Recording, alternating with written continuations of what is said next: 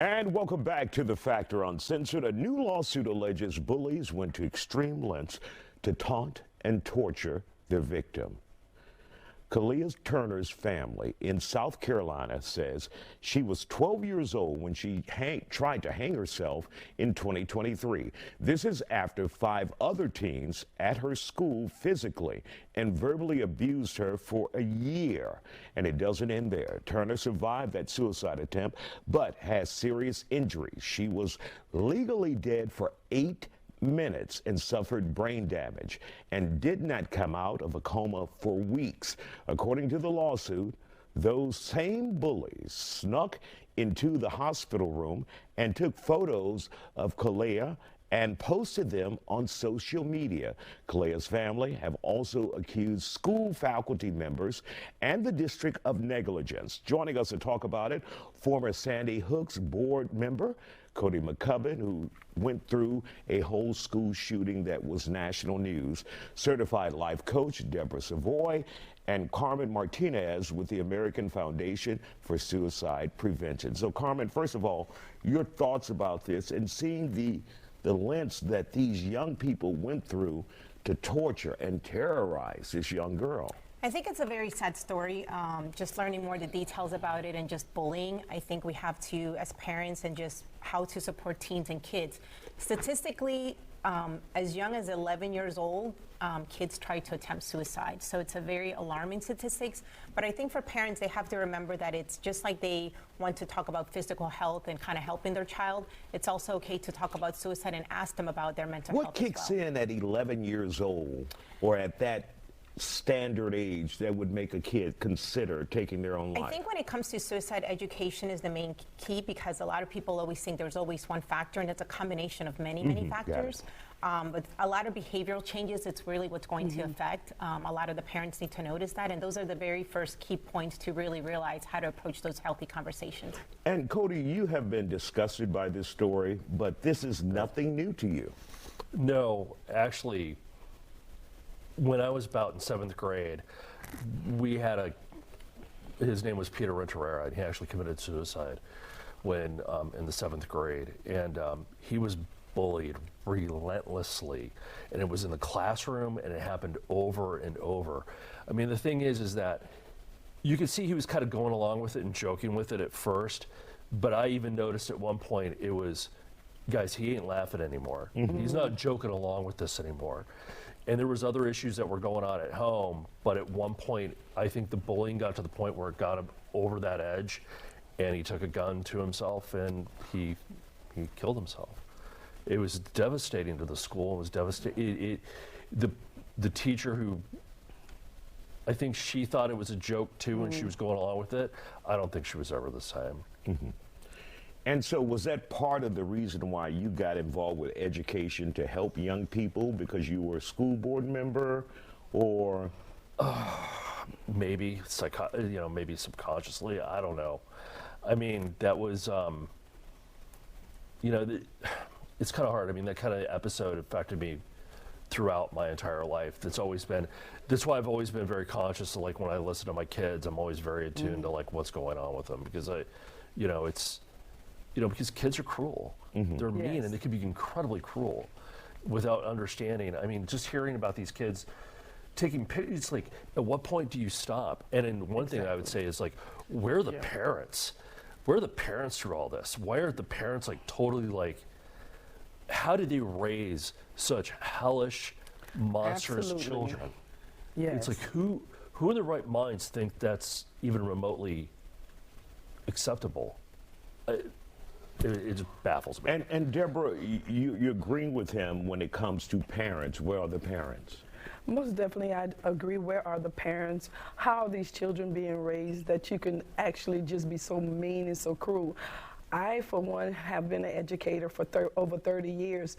And myself and my husband and my children, and even my grandson, was even bullied, not so much in a physical way, but for me, the mental thing sticks with you for quite some time.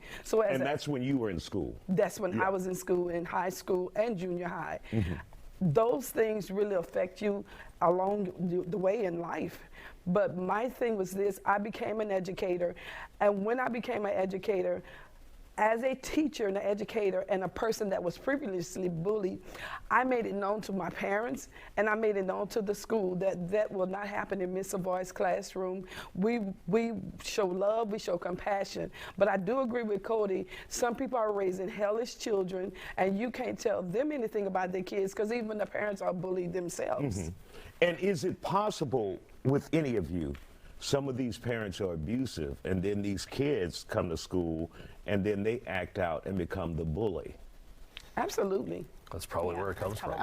I think one thing as parents nowadays, we have to be comfortable with asking a child, even as young as 11 years old or even younger, I know you're struggling and I see you struggling. You know, you have to, you know, kids take a long time to kind of talk to that parent. And that was my question. How do you make them open up? Because they don't share that stuff. They might not open up. You have to keep asking and look at those behaviors, but you have to be asking them directly. A lot of people shy away from asking, are you thinking about harming yourself? Are you thinking about taking your own life?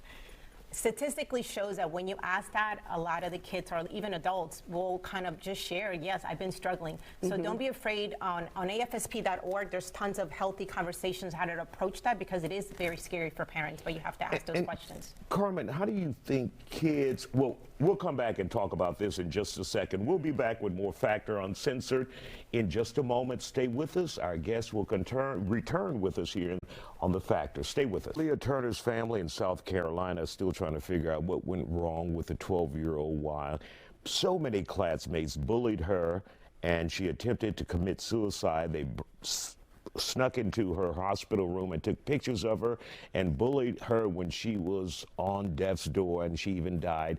And of course, we have our guest here talking about this on The Factor Uncensored. So for you, how do kids get that way where they don't care the damage that they do until they're publicly humiliated or called out about it? I think it takes time. You'll be able to see those kids change in behavior.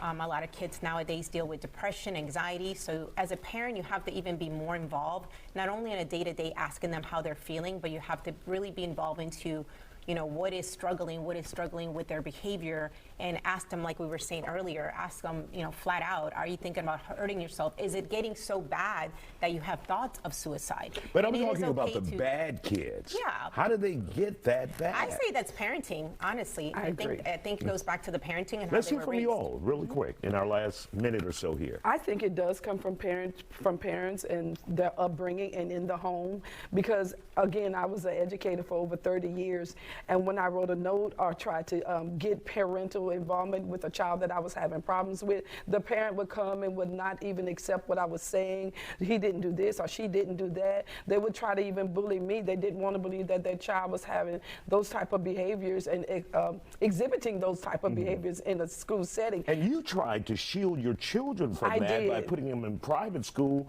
and bullying was still there. Absolutely. We, our son, we put both our children in school. Our son went through it in private school, and we decided to take him out, and we were drugged to court because they tried to put truancy on us. All right, and you can't get away from 20 seconds. Your thoughts? Just basically goes right back to what we've talked about even with some of these school shootings. There's just the lack of empathy. There's these kids who just cannot put themselves in the other person's shoes and understand what their actions affect other people. I don't know what's going on. I don't know where it comes from, but it has to. I think we're all agreeing it's coming from the home. All right. We want to thank you all for joining us on this important conversation. Still ahead here on The Factor. The National Suicide Crisis Hotline is 988 for those who need it, and it's open 24 hours a day.